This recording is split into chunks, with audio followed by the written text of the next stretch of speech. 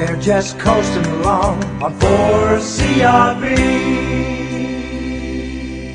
And a very good morning to you. It's John Fradgley from the Bell Legal Group, back with you for this morning's program of The Law and You. This is your opportunity to get free legal advice right here on 4CRB. All you need to do is telephone our number, 55208888. That number again, 55208888. Or if you're ringing south of the border, don't forget that if you're over the Tweed River, you need to put 07 in front of the number, otherwise you'll get straight through. And also, if you are not in a position where you can telephone us for the program, don't forget that we do have a talkback email address. So that's talkback@4crb.com.au. So don't forget to use that if you're needing to send your question through by email because you can't get to the phone. Thank you to all the people who called in last week and made for a very interesting program. We had quite a number of calls, I think from memory about 7 in all, and that's getting pretty close to the number that we can reasonably take in the half hour. So thank you to all those people who called in, and hope you found the program as interesting as I did.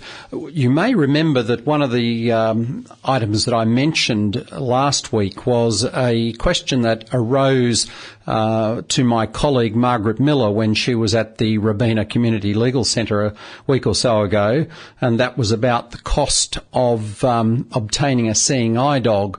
And a lady or a person had been somewhere advised that it was going to cost in the vicinity of $10,000, and Margaret did a bit of research in relation to it and very kindly passed that on to me to mention last week about the fact that it is possible, in fact, to get a seeing eye dog through Seeing Eye Dogs Australia without that cost. The other thing Margaret has passed on to me this morning, which apparently came up over a dinner conversation when someone mentioned listening to our program last week, and that is the Gold Coast Blind and Visually Impaired Association, which operates out of Bavia, B-A-V-I-A House. And it's a voluntary organisation to assist people who are visually impaired. And Bavia House is at Moana Park. It's at 14 Kalimna Drive, Broadbeach. Their email address is baviahouse@gmail.com, and the telephone number is 56659420. So if you're in need of assistance, the Gold Coast Blind and Visually Impaired Association might be able to assist you. But enough of that. We have our first caller online this morning, as we say a very good morning to Ernest. G'day, Ernest. How are you today? Oh, I'm fine. Thank you very much. That's John, is it? It is indeed. How can we help you today? John, I'm having a few problems with a credit card company. It's a non-bank unit, and it's in respect to my late wife who passed away about 4 years ago. Right. At the time of her passing, we cut the card in half, sent it into them with a copy of her death certificate and a covering letter. We got a very nice letter of condolence back from them, but now I'm being hounded by them for information on her. I had a letter last November, which I replied to verbally. I can't write. I'm not computer literate, and yes.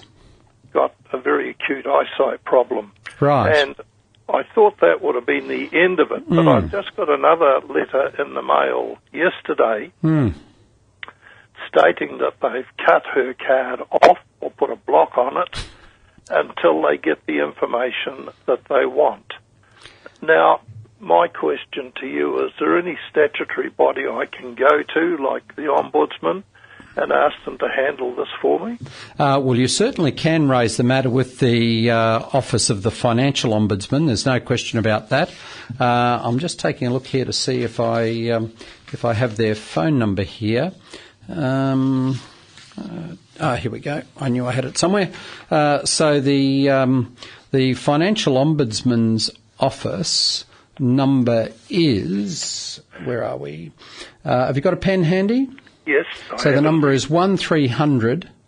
1300. Yes, 1300. Yep. Yes. 78 78 08 08 08.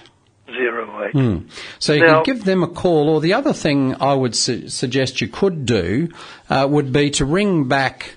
There would be undoubtedly a phone number on the letter that you've received, I should think. The other thing you could try and do would be to ring back and just explain to them again what's happened. And if they say, oh, well, look, we'll deal with it, say, no, look, I'm sorry, but this is the second time I've called and I've been told once before that you're dealing with it and that hasn't happened. I want to speak to your superior or to your supervisor so that I can make sure that the matter is dealt with appropriately. I tried that last time, but I struck the privacy barrier. Huh. Well, they're writing to you. I mean, you've sent them a copy of your wife's death certificate. I don't see what else you can do.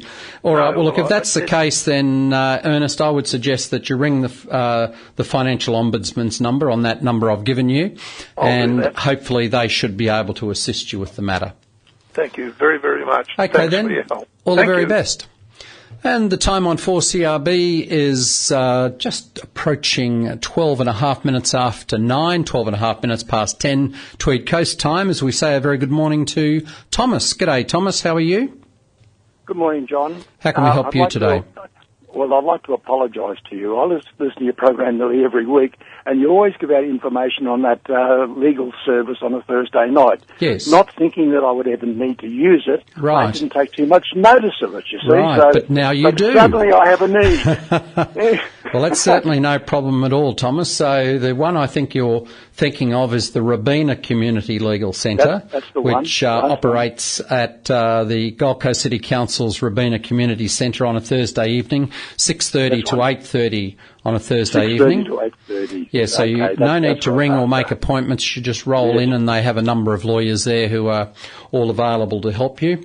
If for any reason that is not convenient as to time, there is also the Gold Coast Community and Citizens Advice Bureau, which operate out of Southport, but also have visit a number of centres on the Gold Coast.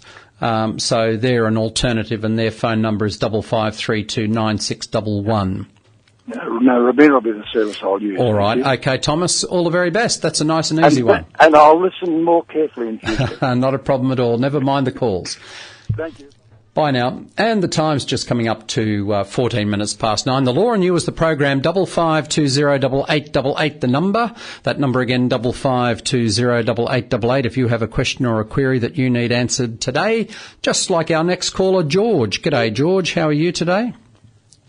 Hi, George. Hello, John. Last week, John, you talked to a listener about the time frames for separation and divorce and the difference between de facto and actually being married. Yes. I remember it was 12-month separation. I'm just wondering if you could run through those times again. Sure. I can't remember the second 12 months. I remember there was a 12-month separation before you can apply for divorce, and then what was the second 12 months? I couldn't. Right, okay. So if you're married, you can't apply for a divorce until you've been legally separated for a period of 12 months. And then from there is a further 12 months after that within which you can apply for a property settlement. Now, you need to bear in mind, however, that you can apply for property settlement at any time after you have legally separated. So you don't need to wait until you're divorced. You can bring the application for property settlement much earlier, and often people do because obviously they have financial needs that they have to have satisfied. They mightn't have any money to live on. They may not have a house to live in, etc. But for de facto couples, the period of time within which you can bring an application for property settlement is 2 years from the date that you legally separate. So that doesn't prevent a claim being brought in shorter than that period where you've legally separated, but the maximum period, is subject, of course, to extension of time at the discretion of the court, is 2 years if you're in a de facto relationship as opposed to being legally married. Oh, okay, I understand that. Just another quick question on the same subject. Can a couple, if they've been separated for a long, long time, I'm talking well over 20 years, but haven't actually divorced, right? They're still can either one of them have a property claim on the property that yes, the other they can. One If there hasn't been, if the issue of property hasn't been settled between them, then yes, that is the case. But even if in that time one of the partners has bought another property on their own? Yep. But obviously those issues will be taken into account by the court. Yeah. The court doesn't automatically mean that whatever property you've acquired over that 20 years is going to be part of what the property settlement might be. But the property settlement window is not closed until, for a married couple, until divorce takes place.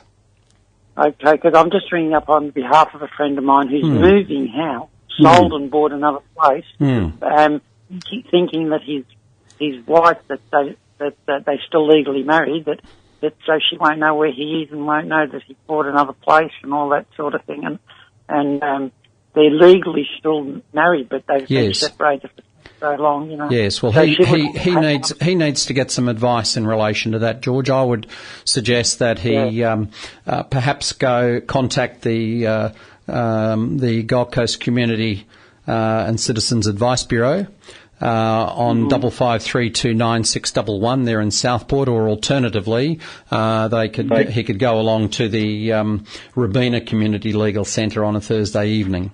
So I definitely would be getting some advice if I was your friend. Yeah, no, I actually told him because I remembered something about last week's program, but I said to him, if you're still married, I said moving house isn't going to solve the problem. No. But thanks very much, Sean. Appreciate that. Okay, all the very best, George.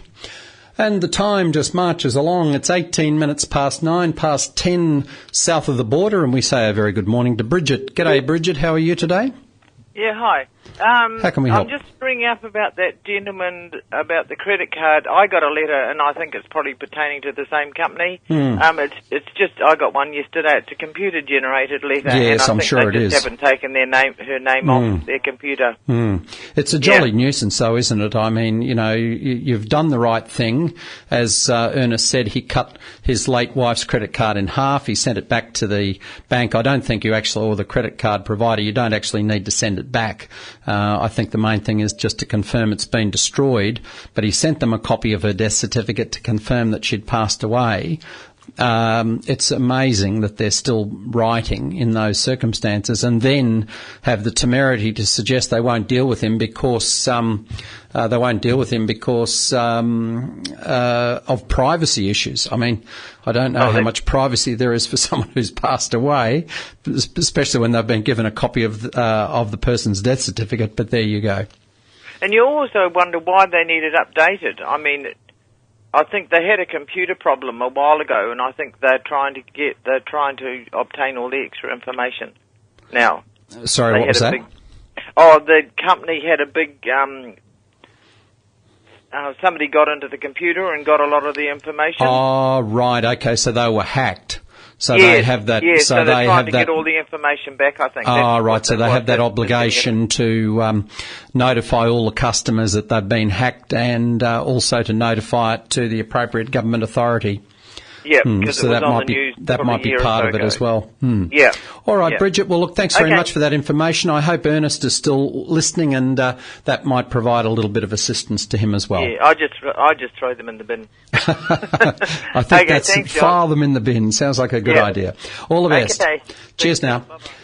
Time just continues to roll along. It's just past 20 minutes past 9. That's, of course, 20 minutes past 10 Tweed Coast time. And we say a very good morning to Charlie. Good morning, Charlie. How are you? Hello, Charlie. Are you there? Hello? Charlie?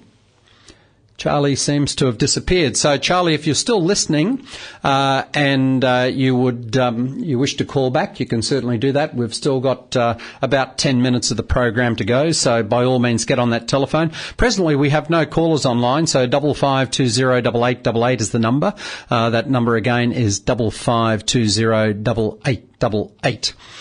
Now, we've had an email come through from Margaret saying that she recently gifted financial support to one of her grandsons to purchase a first home. And the gift is for a period of years, and she needs to do something in writing to cover that gifting before should she pass away, I think. And so basically, what you really need to do, Margaret, if you wish to, well, the first thing is, do you want it to be a gift, or is it in fact a loan that is required to be repaid? Because you've got here that the gift is for a period of years. So, I mean, if you gift money to someone, that's normally, well, it is an absolute gift, because otherwise it's not a gift, it's a loan. And so therefore, if you're gifting something to someone, then it's wise to acknowledge in writing that you've gifted that money and there's no expectation of repayment.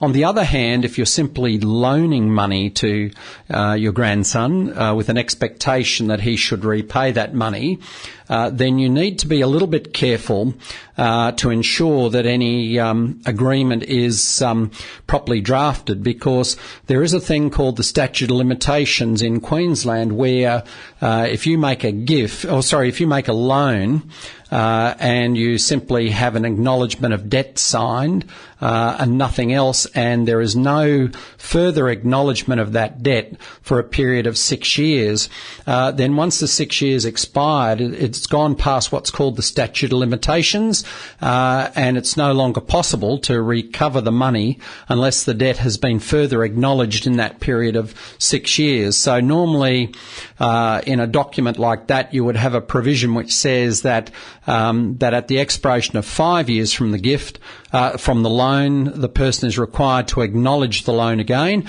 Otherwise, they're required to repay the money immediately, and you would need to take steps to recover before the expiration of the period of time.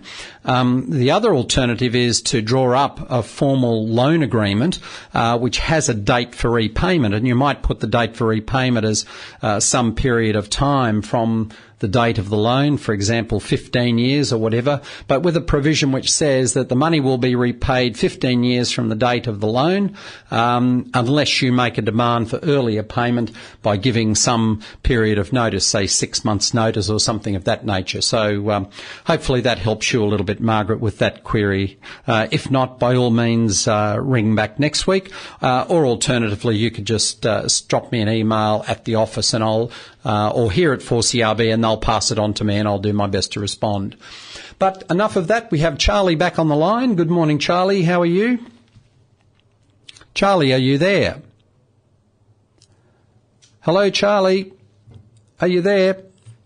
I am here. Thank you. Charlie, we've got you at last. Sorry about that. We just having a little bit of a wardrobe malfunction, you might say, as far as the as far as the desk is concerned. You can't hear me. Yes, I certainly can now. How can I help you today, Charlie? Okay. Yes. Important question to ask you. Sure. I thank you for that. I have been separated for 19 years. Mm-hmm. And I'd like to know where I stand with my ex-wife now. We did what we call a legal separation in the Parramatta Courthouse, Sydney. And so we settled all our differences, the estate and all that. So you had a property settlement between you, did you? That Correct, was sanctioned by the court? In July 2001, yes. Okay, that's fine. So where do I stand with the situation now? You don't. If you have had a property settlement that has been sanctioned by the court, then you shouldn't really have any problem. And if you wanted to now get divorced, you could bring an application for divorce You've been separated for 19 years. That's more than enough time. And that would basically be the end of the matter. There would not be any basis under which the issue of property could be revisited unless the information provided at the original hearing was somehow found to be defective, or not correct. But I find that very hard to believe. So if you wish to go ahead and divorce, then you can do that. Now, don't forget, if you've separated, that if you had a will in existence at that time, and you haven't divorced, that will remains current. So if it left everything to your ex or to your spouse, no will involved. No, we didn't okay, have well, that case, if you die, and the rules of intestacy apply, then until you divorce or make a will, your spouse is going to receive a share of your estate. So you very well should make a new will if you have children. I have made a will now. Okay, I'm all right. I'm in my mid-70s now. Okay, well, it sounds like you've got all the bases covered, Charlie. Yeah. I have a fresh will, actually. I did it a few months ago. Very good. And the thing, too, is that she cannot sue me for anything, and vice versa. I cannot sue her for anything. No, if the matters of property were formally settled under the provisions of the Family Law Act, then that's it. All right. So we're not liable for each other. No. We're sort of free from each other. Oh, thank you very much. Okay, then, Charlie, you. all the best. And the time on 4CRB just coming up to 27 minutes past 9, and we'll have to take a very quick call from Tricia. Good morning, Tricia. How are you? Hello, John. How can I help you today? Here. Just a quick question. A friend of mine is a beneficiary in a will, and before it's going to be wound up, it should have been wound up at the end of last year, according to the provisions of the will. But because money was invested, they've been told that nothing can be dispersed until later this year, until all the interest is due on the things that have been invested. You'd think if it had to be wound up on a certain date in December, it would have happened, but it hasn't. Now, before anybody can receive anything, all the beneficiaries are being required to sign a privacy agreement, and they will be no one will get notification of the disbursement of that will. Now, well, each of the beneficiaries are entitled to a copy of the will, so that would tell them who's getting what. And if the will says that the residue of the estate is to be divided equally between A, B, and C, then you might reasonably know that each person is getting an equal share. Now, there really isn't any. There is really no basis upon which they can be required to sign that privacy agreement, and in fact, the beneficiaries of the estate are entitled to receive a final accounting of the estate which shows the distribution of the estate and which will show where all the money came from and how the money was all dispersed, including the money that went to the various beneficiaries. So they're being told that will not be the case unless you sign the privacy agreement. You will not receive what you're entitled to. Well, that's illegal, who's saying isn't it? that? Yes, I would think that that's certainly not enforceable. Is this being done by a law firm, or is it being done, or is that being sent by the executor? It's a difficult family thing. It's been held in a trust for many years, and someone's reached a certain age where things now must be dispersed among the surviving children. But this person has said, you will get what you'll get, and until you sign the privacy agreement, you'll know nothing. Yes. Anyway, you won't get any money, but in the end, you won't get any details either. You just get what you get. Right. So are you one of the beneficiaries? No, I'm not. All right. No, well, I would not. suggest that the beneficiary you're ringing on behalf of, perhaps at least get some form of legal advice, because it's obviously we don't have the details or the time to go through the whole thing chapter and verse here. So if they look for a free legal service in where they live or nearby and try and... Gold Coast. Oh, well, in that case, you could go to... you could either ring the Gold Coast Community Legal Advice Bureau in Southport on 55329611. 329611. Yep. Yes. Or they could go and see the Robina Community Legal Service on a Thursday evening from 6:30 to 8:30. All right, but Okay. we're going to have to leave it there, unfortunately, Tricia. We're just pressing up to the Thank news. you so much. I do appreciate that. No bit of trouble at all. advice. All Thank the very you. best. This is John Fradgley from the Bell Legal Group. It's been great to be with you today for The Law and You. I look forward to being back, of course, next week. But until then, goodbye and God bless.